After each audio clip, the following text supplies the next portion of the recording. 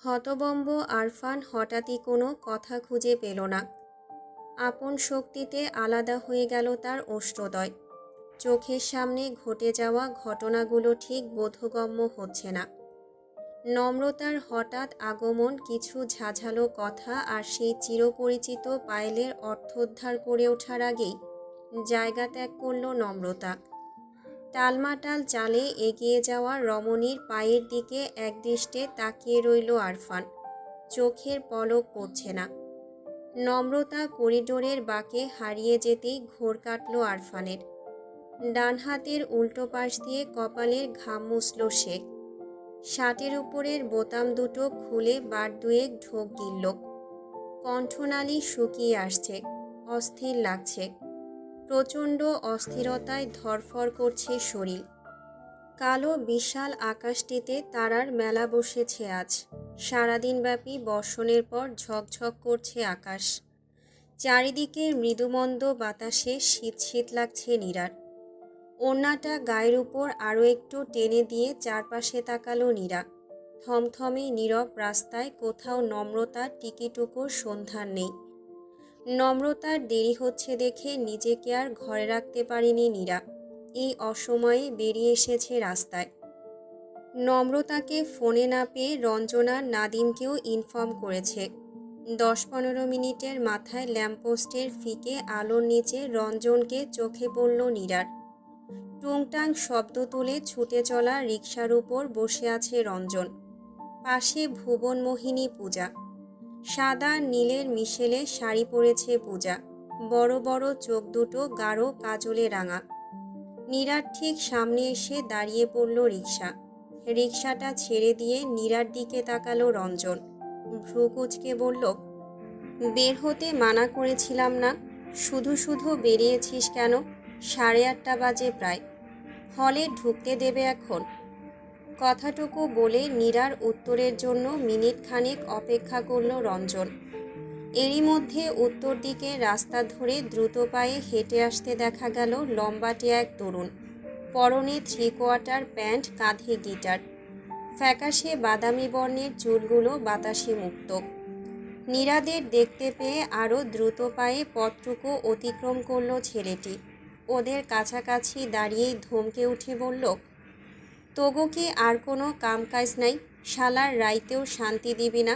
ওই হারামি মর্সেডা কই? রাত বিরাতে মাইয়া মানুষের এত টগর বগর থাকবো কেন? থাপড়াইয়া ঠিক করা উচিত বেয়াদব। নীরা রঞ্জন নীরব দৃষ্টিতে নাদিমের দিকে তাকিয়ে রইল। নাদিম বিশাল বিরক্তি নিয়ে পাশে থাকা ল্যাম্পপোস্টে ঠেস দিয়ে দাঁড়ালো। অসচেতনতায় পূজার দিকে দৃষ্টি পড়তেই চোখ বড় বড় হয়ে গেল তার। একগাল হেসে বলল, আসসালামু আলাইকুম। থুক্কু। আদাব। আদাব বৌদি। এই গর্ধপে রাতের বেলাও আপনাকে বগল দাবা করে ঘুরে বেড়াচ্ছে নাকি? বন্ধুকে তো একজন মজনু বানিয়ে দিয়েছেন বৌদি। রাতে ঘুমালেও বৌদি বৌদি। থুক্কু। পূজা পূজা করে। নাদিমের কথায় হেসে ফেলল পূজা। রঞ্জন ঘাড়ের কাছে একটা কিল বসিয়ে বলল, ডাহা মিথ্যা কথা। তোর আজাইরা প্যাচাল বন্ধ করে নম্রতাকে খোঁজ। নম্রতাকে খুঁজে পাওয়া যাচ্ছে না। নাদিম নিরুদ্বেগ কণ্ঠে বলল, মইরা গেছে হয়তো। পাশেই মেডিকেল। আয় মর্গে গিয়া চেক মাইরা আসিগা। নীরা রাগী দৃষ্টিতে তাকালো। শাসিয়ে বলল, একদম ফাজলামো করবি না। ব্যাপারটা সিরিয়াস। ফোনে কি সব উলট পালট কথা বলছিল? মাথা ঘুরছে, শরীর খারাপ করছে, হ্যান ত্যান। নীরার কথায় কানের পাশে চুলকাতে চুলকাতে মুখভঙ্গি গম্ভীর করল নাদিম। ঠিক তখনই পকেটে থাকা ফোনটা বেজে উঠল। নাদিম মাত্রাতিরিক্ত বিরক্তি নিয়ে ফোন বের করল। স্ক্রিনে ছোঁয়ার নামটা দেখেই চোখ মুখ কুঁচকে ফেলল সে। ভ্রু কপাল কুঁচকে বলল, এই বালডা আবার ফোন দেয় কেন? এক্সট্রা মাথা ব্যথা একটা। কথাগুলো বলতে বলতেই ফোন রিসিভ করল নাদিম। প্রথম বাক্যে ধমকে উঠে বলল, ওই হারামি, তোর ফোনে আর কারো নাম্বার নাই? আমারে ফোন দেস কেন? শুদ্ধ ভাষা শিখাইতে ফোন দেস? তোর বা। ওপাশ থেকে চেঁচিয়ে উঠল ছোঁয়া, খবরদার, শব্দটা উচ্চারণ করবি না নাদিম। ছি, তোর এসব থার্ড ক্লাস মার্কা কথাবার্তায় বমি পায় আমার। একটা স্বনামধন্য বিশ্ববিদ্যালয়ে পড়াশোনা করা সত্ত্বেও নর্দমার মতো বিহেভিয়ার তোর। মাম্মা তো সাদে বলে না যে নাদিম নামের ছেলে থেকে দূরে থাক। There is a strong reason. Nadim জ্বলে উঠে বলল, ওই ইংরেজের ঘরে ইংরেজ, তোরে কইসি আমার লগে মিশতে। শালার জীবনডারে ফেনা ফেনা বানাই হাল দিলি। ছোঁয়া বুঝতে না পেরে বলল, হোয়াট ইজ ফেনা ফেনা, আর হাল দেয় কিভাবে? নাদিম চূড়ান্ত বিস্মিত। রঞ্জনের দিকে তাকিয়ে অভিযোগের স্বরে বলল, এই শালি তো বাংলা বুঝে না রে মামা। এই, তুই বাংলাদেশতে বাইর হ, এই মুহূর্তে বাহির হ।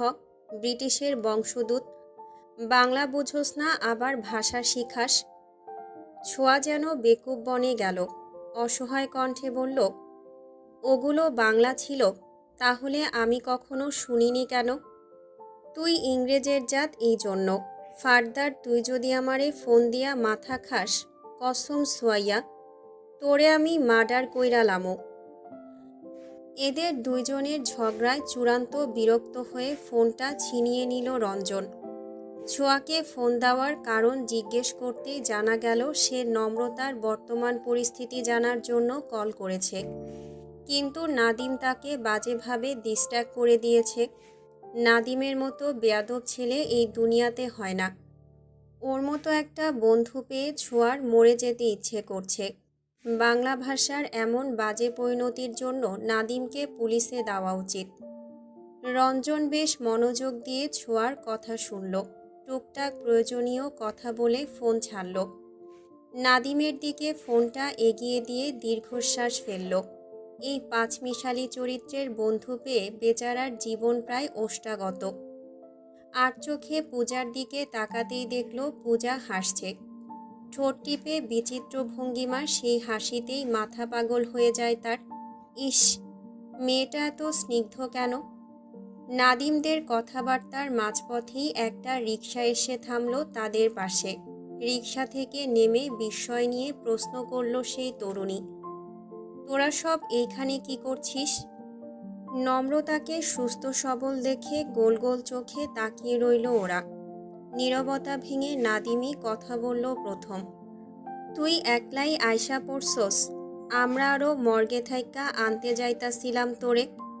লাশ আনতে যে গাড়ি বাড়ি লাগবো সেই ভাড়ার জন্য চাঁদা তুলতাছিলাম। তোর তো মামা ধৈর্য এক্কেবারে কম। নম্রতা হতবিহল দৃষ্টিতে তাকালো। কিছুই বুঝতে না পেরে বলল, মানে? ওর কথা বাদ দে তো, কোথায় ছিলে এতক্ষণ? ফোন দিচ্ছি, ফোনটা পর্যন্ত তুলছিস না। ঠিক আছিস তুই? নীরার কথার মাঝেই মাথায় শক্ত চাটি মারল নাদিম। নীরা শক্ত চোখে তাকাতেই চোখ পাকিয়ে তাকালো নাদিম। রঞ্জন দুষ্টুমি করে বলল, তোমার চিন্তায় তো ঠিকঠাক প্রেমটাও করতে পারলাম না কলিজা। বারবার আমার প্রেমে এমন বজ্রপাত ঘটালে কিন্তু তোমাকে ইনস্ট্যান্ট ডিভোর্স দিয়ে দেব কলিজা। নম্রতা হেসে ফেলল। রঞ্জনের বাহুতে চর বসিয়ে বলল, হারামি। নাদিম বাঁকা হেসে বলল, কলিজা? ভাই তোর কয়ডা লাগে? এইডা কলিজা হইলে পাশেরটা কি? ফুসফুস? উহু, এইটা জান। রঞ্জনের কথার ধরনে আবারও হেসে ফেলল সবাই। নীরা কৃত্রিম মন খারাপ নিয়ে বলল, আহা, আজকে কারো জান কলিজা হতে পারলাম না বলে। নাদিম তৎক্ষণাৎ মাথায় চাটি মেরে বলল, তোর কয়ডা লাগে রে বেয়াদব মহিলা? ওই ব্যাংকারের হাত পাও কিডনি ফ্যাপড়া ফুসফুস হয়েও তোর শান্তি নাই, আবার জান কলিজা হইতে মন চায়। নাদিমের কথায় মুখ ভ্যাংচালো নীরা। পূজা খিলখিল করে হেসে উঠল। প্রত্যেকের জীবনের চাপা কষ্টগুলো মুহূর্তেই যেন শূন্যে উড়াল দিল। ঘড়িতে মধ্যরাতের ঘণ্টা বাজছে। নীরা, নম্রতা কারো চোখেই ঘুম নেই। নীরা দুটো চায়ের কাপ এনে বিছানায় পা তুলে বসল। নম্রতার দিকে একটা কাপ এগিয়ে দিয়ে বেশ ফুরফুরে কণ্ঠে বলল, এখন বলতো, কই ছিলি তুই? কারো প্রেমে মজে ছিলি নাকি? হুম? নীরা ভ্রু নাচিয়ে দুষ্টু হাসল। নম্রতা অনুভূতিশূন্য চোখে তাকালো। কয়েক সেকেন্ড তাকিয়ে থেকে খুবই সাধারণভাবে বলল, খুঁজে পেয়েছি। নীরা বুঝতে না পেরে বলল, কি খুঁজে পেয়েছিস? নম্রতার ভাবলেশীন উত্তর, যাকে খুঁজে পেলে মাথা ফাটিয়ে দেওয়ার কথা ছিল তাকে খুঁজে পেয়েছি। নম্রতার কথাটা বুঝতে বেশ কিছুক্ষণ সময় নিল নীরা। বুঝে ওঠার সাথে সাথেই চোখ বড় বড় করে বলল, তুই কি কোনোভাবে তোর পত্রপ্রেমিকের কথা বলছিস নমো? নম্রতা শুকনো হাসল। উত্তেজনায় লাফিয়ে উঠল নীরা। চায়ের কাপটা রেখে দুই হাতে মুখ চেপে ধরে বলল, কিভাবে সম্ভব? How man, how? আমার তো বিশ্বাসই হচ্ছে না। দেখেছিস তাকে? দেখা হয়েছে? কিভাবে কি হলো? কি কথা বললি? সব বলতো আমায়। ও মাই গড, আমি আর চিন্তা করতে পারছি না। নীরাকে এত উত্তেজিত হতে দেখে হাসল নম্রতা। মৃদু কণ্ঠে বলল, তুইও চিনিস, দেখেছিসও। নীরার চোখ এবার কোটর থেকে বেরিয়ে আসার উপক্রম। বিছানায় আবারও ধপ করে বসে পড়ল সে। কৌতূহল নিয়ে বলল, আমি চিনি?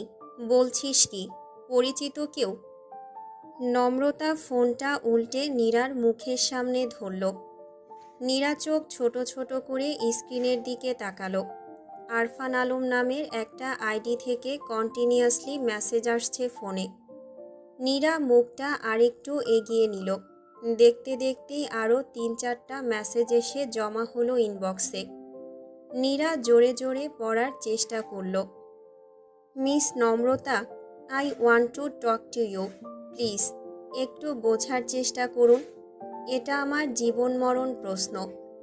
মেসেজের রিপ্লাই তো দিন অ্যাটলিস্ট। প্লিজ নম্রতা, আই বেগ ইউ, প্লিজ। মেসেজটা পড়ে চোখ বড় বড় হয়ে গেল নীরার। কিছুক্ষণ স্তম্ভিত হয়ে বসে থেকে বলল, দোস্ত, তুই প্লিজ এটা বলিস না যে ডক্টর আরফানি? নম্রতার নির্বিকার চাহনি দেখে যেন দুনিয়া ঘুরে গেল নীরার। ভাবনাতীত বিস্ময় নিয়ে বলল, কেমনে সম্ভব? আমার একদমই বিশ্বাস হচ্ছে না। কোথাও কোনো ভুল হচ্ছে না তো? নম্রতা জবাব দেওয়ার আগেই আবারও প্রশ্ন করল নীরা। এক্সাইটমেন্টে হাত পা কাঁপছে আমার। কিভাবে সম্ভব? আচ্ছা, ডক্টর জানে ব্যাপারটা? নম্রতা ছোট্ট নিঃশ্বাস ফেলে বলল, আমি কিছুই বলিনি, তবে সন্দেহ অবশ্যই করেছে। আর সন্দেহ জেগেছে বলেই একের পর এক মেসেজে পাগল করে দিচ্ছে। ও মাই গড, দোস্ত, তোর কেমন ফিলিংস হচ্ছে রে? লজ্জা লাগছে? আমার তো ভাবতেই কেমন কেমন লাগছে। জাস্ট চিন্তা কর, এই ডাক্তারের জন্য তোকে বাসর ঘরে এক হাত ঘোমটা দিয়ে বসে থাকতে হবে। যে ডাক্তারকে তুই দুই চোখে দেখতে পারিস না তাকে প্রেমিক হিসেবে মানতে হবে। এই ব্যাটারে তুই প্রেমময় গদ্য লিখেছিস, ভাবা যায়? এই, তোরা বাসর ঘরের আলাপচারিতাও সেরে নিয়েছিলি নাকি চিঠিতে? আস্তাক ফিরুল্লাহ, অস্বস্তি লাগছে না? নম্রতা কপাল কুঁচকে তাকালো। তোর চিন্তা এত দ্রুত দৌড়ায় কেন? ডিরেক্ট বাসর ঘরে ঢুকে গেলি, এত সোজা? এই ডাক্তারকে এত সহজে ছাড়বো আমি? আমাকে 4টা বছর যে জ্বালানো জ্বালিয়েছে তার ডাবল জ্বালাবো আমি। নীরা উৎসাহ নিয়ে বলল, কি করবি? চেম্বারে গিয়ে সুযোগ নিবি? ফ্রিতে চিকিৎসা নেওয়া যাবে। আহা! নম্রতা কটমট করে তাকালো। চোখ পাকিয়ে বলল, তোর মাথা। নীরা মুখ গোমরা করে বলল, তাহলে কি করবি তুই? কিছুই করব না। এই কিছুই না করাটাই তার জন্য হবে অনেক কিছু। আচ্ছা, একটা বিয়ে করে ফেললে কেমন হয় নীরা? সেই বিয়ের ভিডিও তাকে গিফট হিসেবে পাঠাবো। দেখাবো তার প্রতারণায় আমার কিচ্ছু যায় আসে না। আমি ভালো আছি এবং হেসে খেলে সংসার করছি। কথাগুলো বলতে বলতেই নীরব হয়ে গেল নম্রতা। কিছুক্ষণ চুপ থেকে হঠাৎই ফুঁপিয়ে উঠল। দুই হাতে মুখ চেপে কান্না আটকানোর চেষ্টা করে অস্পষ্ট কণ্ঠে বলল, I hate him Neeru, I just hate হিম।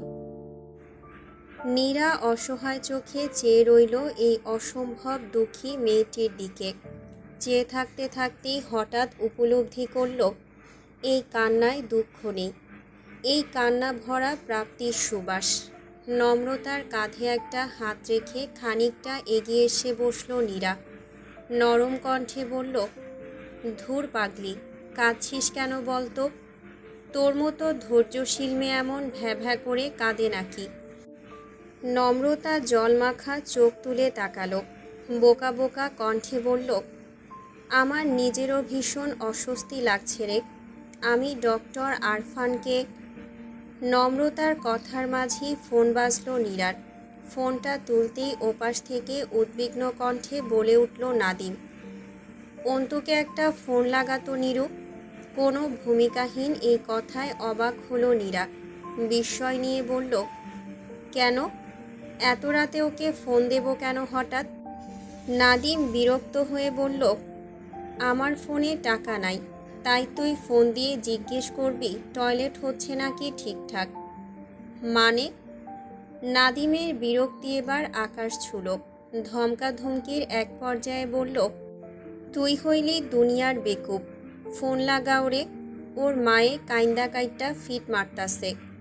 বাসায় যায় নাই সারাদিন, রাত 1টা বাজে, এখনও কোনো খোঁজ খবর নাই, কারো ফোনও ধরতাছে না।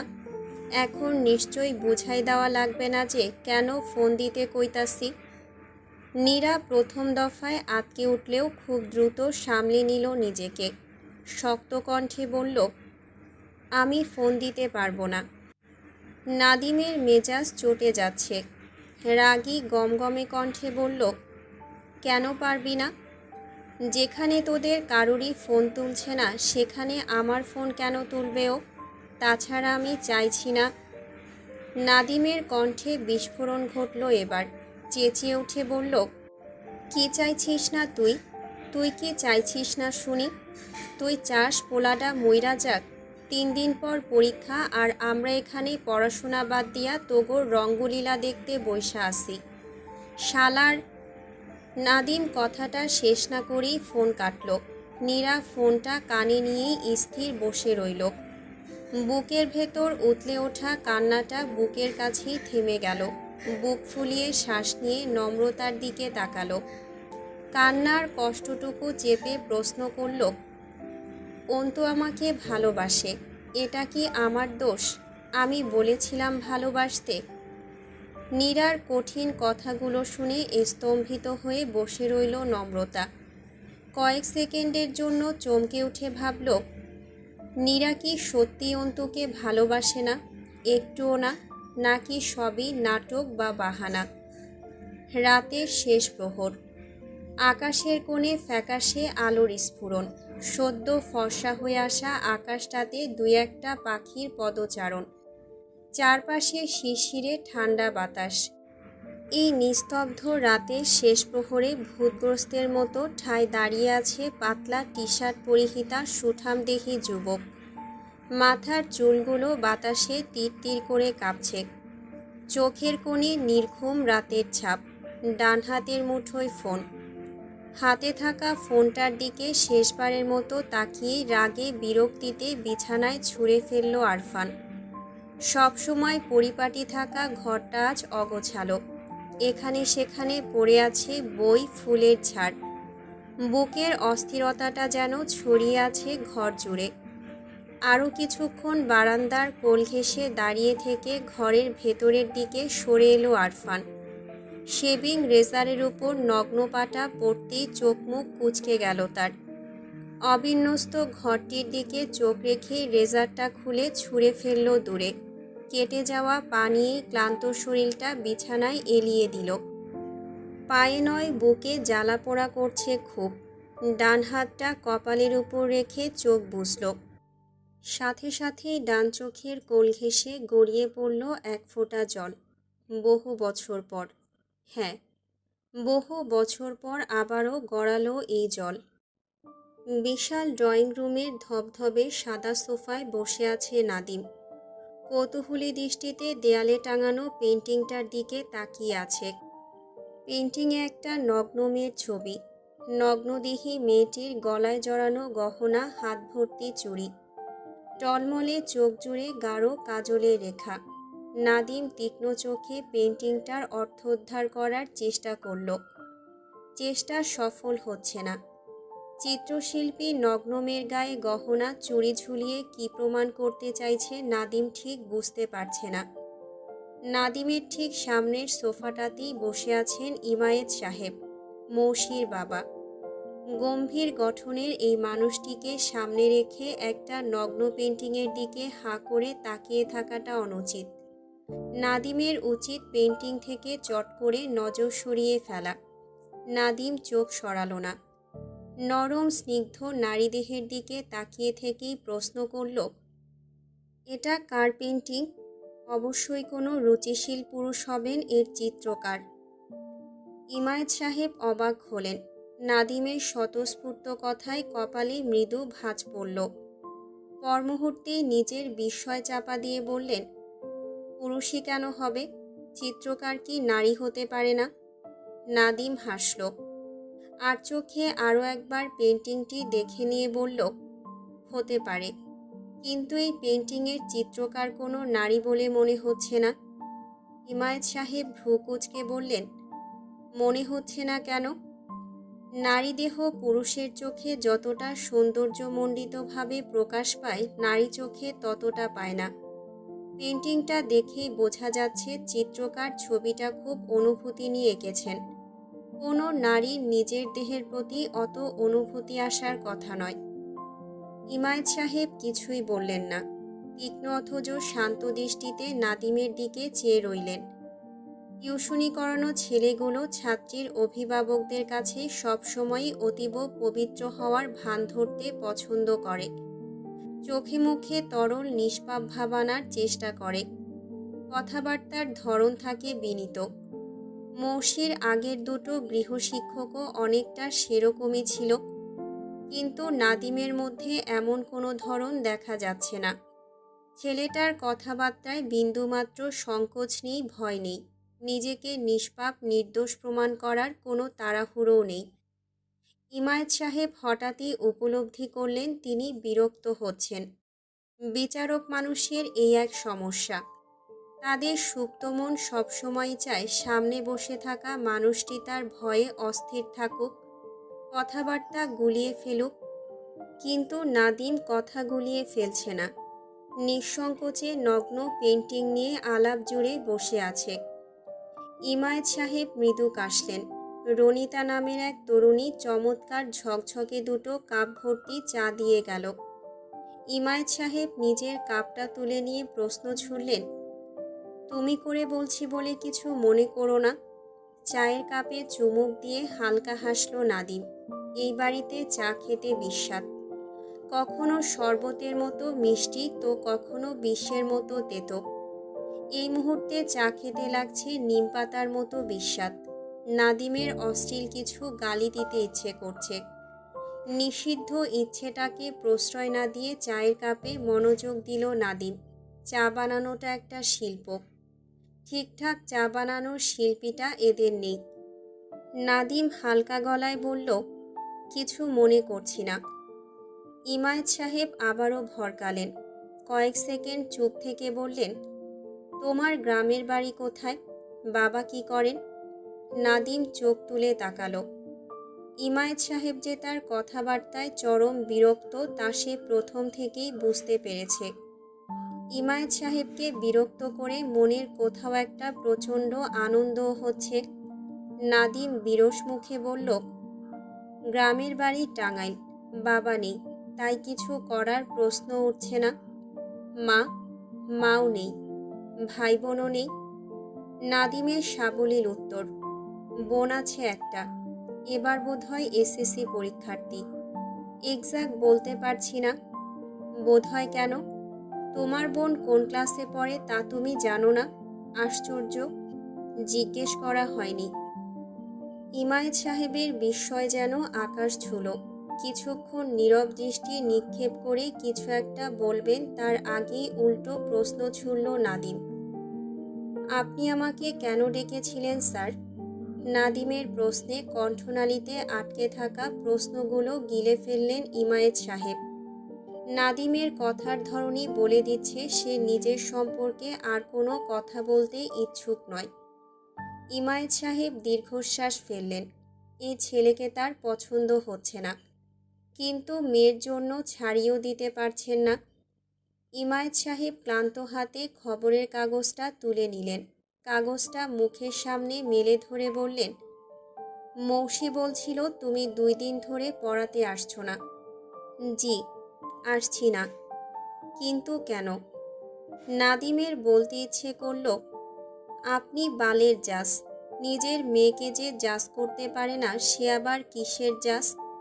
মেয়ে যে গাছে বসে কাঁঠাল খাচ্ছে সেদিকে না তাকিয়ে নাদিমকে জিজ্ঞেস করা হচ্ছে আসে না কেন? নাদিম শান্ত কণ্ঠে বলল, আমার ফাইনাল সেমিস্টারের প্রস্তুতি চলছে, সময় হয়ে উঠছে না। আপনি চাইলে নতুন টিচার নিয়োগ দিতে পারেন, আমি খোঁজ দেব। ইমায়েত সাহেব খবরের কাগজটা সরালেন। নাদিমের দিকে সরাসরি তাকিয়ে বললেন, প্রয়োজন নেই। তোমার পরীক্ষা শেষ হবে কবে নাগাদ? নাদিম খানিকটা বাড়িয়ে চাড়িয়ে বলল, 1.5 মাসের মতো তো লাগবেই। বেশ, 1.5 মাস পরই রেগুলার পড়ানো শুরু করো। মাঝে মাঝে পড়াশোনা তো একটু আধটু গ্যাপ প্রয়োজন। মেন্টাল রিফ্রেশমেন্ট, মৌসি একটু রেস্ট নিক বরং। এই 1.5 মাস সপ্তাহে 2 দিন করে পড়িও, তাতেই হবে। হবে না?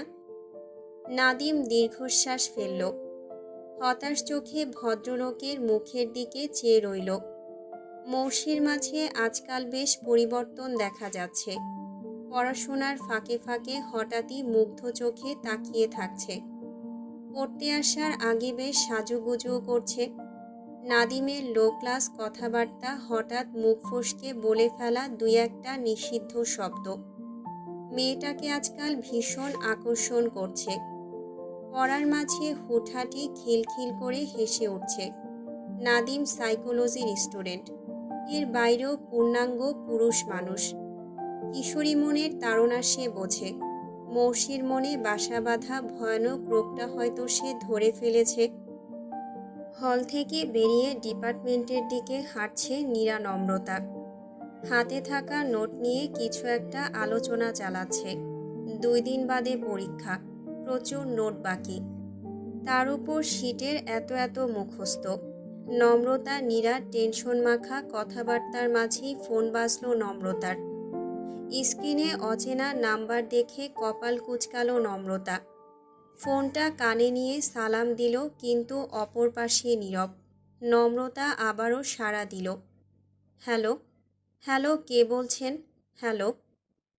নীরা চোখের ইশারায় জিজ্ঞেস করল, কে? নম্রতা ভ্রুকুচকে ফোনের স্ক্রিনটা চোখের সামনে আনল। ঠোঁট উল্টে বলল, কি জানি, কথা বলছে না তো। কথাটা বলে আবারও সাড়া দিল নম্রতা, হ্যালো। হ্যালো। হ্যালো, শুনছেন? ওপাশ থেকে একবার জোরালো দীর্ঘশ্বাসের শব্দ ভেসে এলো। তার পরপরই কেটে গেল কল। নম্রতা খানিক অবাক হলো। রং নাম্বার ভেবে বিষয়টাকে খুব একটা আমলে আনলো না, কিন্তু নীরার সাথে গল্পে মশগুল হতেই আবারও বেজে উঠল ফোন। এবারও সেই অপরিচিত নাম্বার। নম্রতা ফোনটা তুলে নরম কণ্ঠে বলল, হ্যালো, কে বলছেন? ওপাশে নীরব। কেউ একজন তুমুল অস্বস্তি নিয়ে কথা খুঁজছে। বিশাল অস্বস্তির সাগরে কোনোরূপ কথা খুঁজে পাওয়া যাচ্ছে না। নম্রতা আবারও একই কথা জিজ্ঞেস করতেই ফোনের ওপাশে গম্ভীর পুরুষালী কণ্ঠ হালকা কেশে গলা পরিষ্কার করল। আবারও কিছুক্ষণ নীরব থেকে বলল, আমি আরফান আলম। এই তিনটা শব্দ উচ্চারণ করতেই অস্বস্তিতে গলা বসে আসতে চাইল আরফানের। নম্রতার সাথে এভাবে কথা বলতে হবে কাশ্মীরকালেও কল্পনা করেনি সে। আরফান অস্বস্তি ঢেকে নিজেকে স্বাভাবিক রাখার প্রাণপণ চেষ্টা চালালো। আরফান আলম নামটা শুনেই চমকে উঠল নম্রতা। কয়েক সেকেন্ড চুপ থেকে আরফানকে কপি করে বলল, কি চাই? আরফান অস্বস্তি ভুলে এবার একটু হাসল। ছোট্ট করে নিঃশ্বাস ফেলে বলল, দেখা করতে চাই। কেন? দেখা হলে বলি। সরি, আমি ব্যস্ত, দেখা করতে পারছি না। বলুন কি বলবেন। আরফান থতমত খেয়ে বলল, এভাবে কিভাবে বলবো? আপনি ফ্রি হবেন কখন? নম্রতা ভাবলেশীন কণ্ঠে বলল, আপাতত আমি ফ্রি হচ্ছি না। টানা 1-2 মাস চলবে এই ব্যস্ততা। ব্যাপারটার জন্য আমি দুঃখিত। আপনি বরং ফোনেই বলুন। এর মধ্যে কি একটু ফ্রি হবেন না? জাস্ট 10 মিনিটের জন্য। আমি বরং আপনার ভার্সিটি আসি, ক্যান্টিনে বসে কথা বলা যাবে। It's urgent. নম্রতা শক্ত কণ্ঠে বলল, হবে না। ভার্সিটির পর আমি শপিংয়ে যাব। বিয়ের শপিংয়ে অনেক সময় লাগে। ফ্যামিলি থাকবে সাথে। I am so sorry doctor Arfan. Arfan সন্দিহান কণ্ঠে বলল, কার বিয়ের শপিং? আমার। আরফান চমকে উঠে বলল, আপনার বিয়ে হচ্ছে? হচ্ছে না, হবে। আমি কি ফোনটা রাখতে পারি ডক্টর? আরফান জবাব দিল না। কয়েক সেকেন্ড চুপ থেকে বলল, 5 মিনিটের জন্য দেখা করুন, একটু দেখব শুধু। নম্রতা ভ্রুকুচকে বলল, কি দেখবেন? আরফান উত্তর দিল না। প্রসঙ্গ পাল্টে বলল, আপনি কি দেখা করছেন?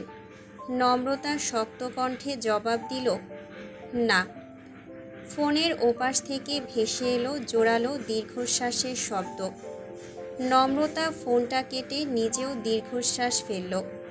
নীরার দিকে তাকাতেই চিন্তিত নীরা হঠাৎই প্রশ্ন করল, অন্তর খোঁজ কি পাওয়া গিয়েছে?